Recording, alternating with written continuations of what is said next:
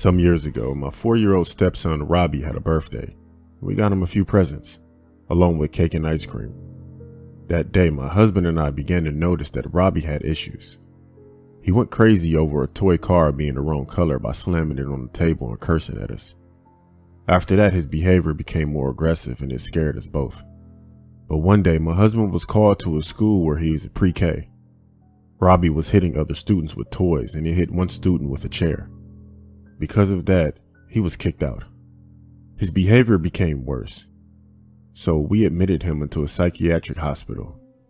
We felt bad, but we also felt like we didn't have any other choice. So to move forward, Robbie got out, and when he did, he changed. He used to be a happy-go-lucky kid until he was mad, but the happy-go-lucky kid was not there anymore. At this point, he's older, bigger, and stronger. He was physically intimidating to me. One time I told him to do a chore and he didn't listen to me. He got in my face and he told me that if I told him what to do again, that I would regret it. There were so many times when he would disobey me. So Robbie's sister, my oldest, she got a job at a restaurant, and she believed that Robbie was stealing her tips and her cash from her wallet and her money stash. So one day I approached Robbie about it as he was walking out of the house with his book bag. I asked him if I could see inside of his bag, and I tried to get it from him. He wouldn't let go, and we began to tussle with the bag. While doing so, I accidentally scratched his face with my wedding ring. We both stopped immediately as I apologized. He looked extremely angry. He grabbed his bag, walked up to me very close and said, "Bitch, if you ever touch me again, I'll kill you. I'll record it, and I'll give it to my father." That same day, he told his friend's father in the school that I abused him. He really wanted me out of that house because he wanted his real mother to come back. He also told his friends that the only way that this is going to end is with me in a body bag. A few days later, while he was at school, I saw that he carved something on his dresser. It said, "Kill her." In that same dresser, he had a collection of pocket knives, and that was the last straw for me. I went to my husband and I told him that I didn't feel safe and that Robbie has to go. We called a psychiatrist and let her know that Robbie couldn't be trusted in the house anymore. She let us know that we have to call the cops in order to get him out of that house, so we did. I felt so bad about it, but they came and they took him. The way he looked at us as he left was horrifying. So we visited him weekly in the group home. Over time, we tried to figure out what was wrong with him, but no one could figure out what it was. When we visited him, we noticed that he began to enjoy drawing, and he was really good at it. I never knew he was a good artist. But the thing is, the pictures were of the family being killed by him. So 4 years went by of him going to a psychiatrist and nothing changed. It actually got worse. He hated me, and I knew at some point he was going to be released from the group home, and the only place that he can go was our house. And the only thing that I thought was the right thing to do was for me to leave. So I left and we got a divorce. With me out of the picture, Robbie went home to his dad after being in that group home for 5 years. I kept in contact with my ex-husband, Ronnie. When Robbie got back, he was under a strict routine every day with his dad, and he was doing better. But once he turned 18, he moved out on his own. He had a job, a girlfriend, and his own place to stay. Everything was okay. Well, that's what we all thought. On December 5th, 2007, I was called by my ex-husband. He was crying and he said it's true. It was Robbie. I didn't know what he was talking about. What happened is that there was a shooting at the West Roads Mall. Robbie entered the mall, and he went into Von Maur department store, and he killed 8 people. Then he turned the gun on himself. That whole situation broke my heart, and it scarred my family along with those who were killed. I will never forget what I went through with Robbie because I could have been one of his victims.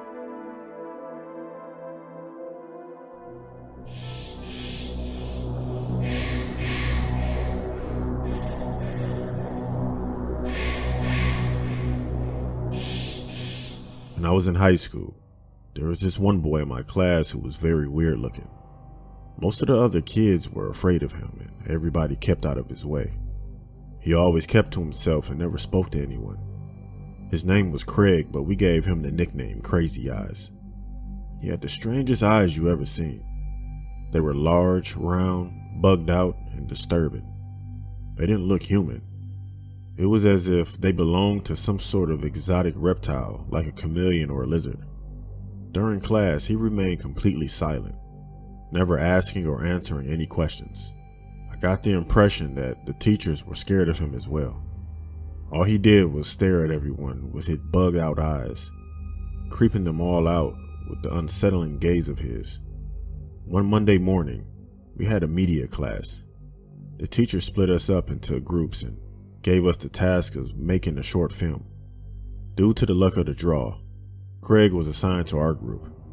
While we gathered around and discussed ideas, he kept his mouth tightly shut, and he just stared at all of us with his big ass eyes.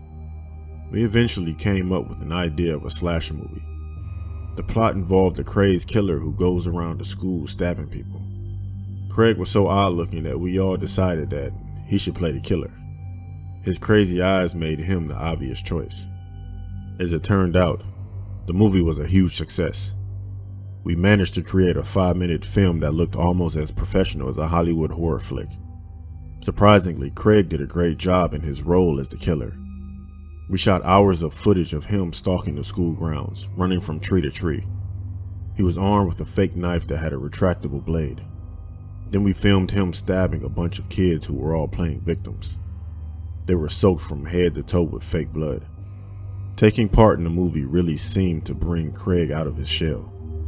He took to acting like a fish to water. When filming was complete, we all noticed a big change in his personality. Somehow, it boosted his confidence, and although he still didn't talk very much, he held his head up high and seemed more sure of himself. On Friday, when we screened the film for the entire class, they loved it and started chanting Craig, Craig, Craig. That day, he was the most popular kid in the class, and he seemed to revel in the attention. However, when Monday morning arrived, Crazy Eyes Craig was nowhere to be seen. He didn't show up for school, and nobody seemed to know where he was. And for the rest of the week, he was absent from school. That weekend, I was at home, working on an assignment for school. I overheard a report on the news about an attempted murder that had happened in our town. Shocked, I glanced up from my work, and when I set eyes on the picture they were showing on a TV screen, a chill ran down my spine. It was Craig. His humongous, crazy eyes stared at me from the TV screen as the news reporter continued with the story. Apparently, he had been stalking his next-door neighbor. She was a 16-year-old girl named Leanne. She, her younger sister, and her mother had been home alone while her father was away on business. The two girls stayed up late to watch a horror movie on TV. It was Nightmare on Elm Street. During the movie, they started to notice something strange. They opened a box of cereal and took 2 bowls into the living room to eat. But when Leanne went back into the kitchen, she found that the box was empty. When the movie finished, the girls went upstairs to get ready for bed. Leanne opened her bedroom closet and found Craig standing there, holding a hatchet. He was dressed in her mother's clothes and had makeup smeared all over his face. He told her to be quiet and he tied her up. Then he fetched her mother and sister and marched them back into the bedroom. He tied them up as well, and he left all 3 lying on the floor. He told them he was going to kill them and he'd be right back, so they had better start praying. The police said he went downstairs and ransacked the house, and he stole valuables. When he was gone, the youngest girl managed to wiggle free. She jumped out of the window and ran to the nearby house. Within minutes, the police were breaking down the front door. They ran up the stairs with their guns drawn and found Leanne and her mother lying hogtied on the bedroom floor. There was no sign of Crazy Eyes Craig. The police freed the mother and the daughter before conducting a search of the entire house. They combed the place from top to bottom, but couldn't find any trace of Craig. It was as if he had vanished into the night. In fact, nobody had any idea where Craig was. And while he was still at large, no one in town could rest easy. The incident was a huge shock for our small town. Before that, it had been peaceful. Nobody ever locked their doors. And that night, I watched my father screwing 2 sturdy deadbolts onto our front and back doors. On Monday morning, it was the talk of the school. None of the kids could believe what had happened, and everyone was terrified. At the back of the school building, there was a huge forest, and rumors spread among the kids that Craig was hiding in the woods, lying in wait for more victims. Some kids were too scared to show up for class. Leanne and her family stayed with relatives for a few days to get away from the house. And all that time, law enforcement combed the woods and searched house to house, but nobody could find this crazy-eyed maniac. Eventually, Leanne and her family had to go home. As soon as they pulled into their driveway, they saw something that terrified them. Craig was standing at an upstairs window, gazing out at them with a smirk on his face. The girl's father started yelling. The neighbors came running over. The police were called, and within minutes, they were surrounding the house. A SWAT team were readying themselves beside a van, loading their weapons and studying the layout of the house. They searched the house from top to bottom, but they didn't find Craig anywhere. Instead, they were confronted by a disturbing scene. Pennies were glued to the ceiling. There was strange writing all over the walls. All of their clothes had been cut to shreds. The entire contents of the kitchen fridge were neatly arranged on the living room floor, and the whole place reeked of urine and feces. The police conducted another thorough search of the house, but it turned up nothing. Just when they were about to give up and go home, one of the cops mentioned that he thought he had heard a faint noise when he was in the basement. He said it sounded like it was coming from behind a washing machine. The SWAT team immediately reorganized, and they descended cautiously into the basement. With their guns drawn, they pulled the washing machine away from the wall and curled up in a hole behind it. They found Craig. As it turned out, the truth was much more disturbing than anyone had imagined. Leanne and her family were horrified. For 2 whole years, Craig had been living in their walls. They found peepholes everywhere. While Leanne and her family had been sitting at home, watching TV, eating dinner, taking a shower, getting dressed, and going to the toilet, and sleeping peacefully in their beds, Craig had been there the entire time, silently, watching them, with his crazy bugged-out eyes.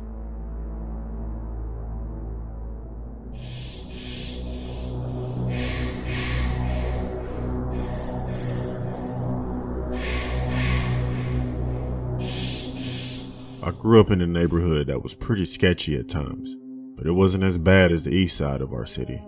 I live on the west side of Cleveland. In the early 2000s, I was a teenager and I had a very close friend. I'll call her Lisa for this. Lisa and I were always together, but she also had a friend who would be with her, but I was pretty new to this area, but I wasn't close with her. Her actual name was Gina. So Lisa and Gina had a close relationship. That is, until Gina went missing. Gina, along with a few other people in our neighborhood, went missing at the same time, well, at least around the same time. It was sort of a big deal, and we all were part of search parties. I always went with Lisa and her dad. After Gina went missing, I would always go over Lisa's mother's house or her father's house with her. They were separated, so it was 2 different houses, by the way. Her father always had parties and barbecues, and I even spent the night over his house with her. The thing is, his house was pretty weird. We always thought it was haunted. Throughout the night, I would hear footsteps, babies crying, and doors open and shut. What freaked me out the most about his house is that he had multiple doors that had padlocks on them, and we weren't allowed to go in the basement. People in the neighborhood made up rumors about the house. It was said that there were women who were brought outside with chains around their feet or around their ankles, and they were put into this van in his backyard from time to time. I didn't believe it because he was such a nice guy. Then there was this one day. He came off kind of suspect to me. I went to one of the corner stores after school to buy a pop. and as I was leaving, Lisa's dad pulled up next to me. He asked me to get in his truck so I didn't have to walk home. What he doesn't know is that my mother had recently told me to stay away from him because of the rumors. Because of that, I told him that I'm fine, but he insisted that I get in his truck. He told me that Lisa was at his house and he'll take me to see her, but he must not have known his own daughter's schedule because I knew that she was still at school. She had something to do after school. I told him again that I was okay and I could walk, and then he pulled up in front of me. He got out and he came onto the sidewalk. I stopped and he touched my arm while telling me that I don't need to be afraid of him and to come with him. By coincidence, the cops were turning the corner and he took his hand off of me. He walked away and he pulled off.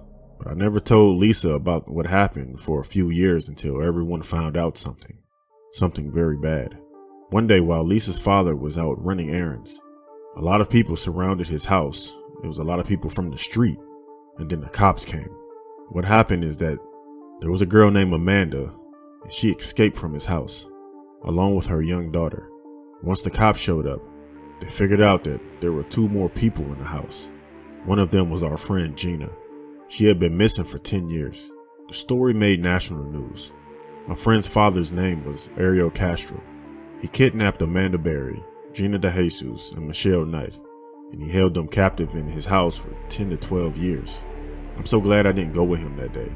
And I always wonder, what would have happened to me if I got in his truck with him years ago?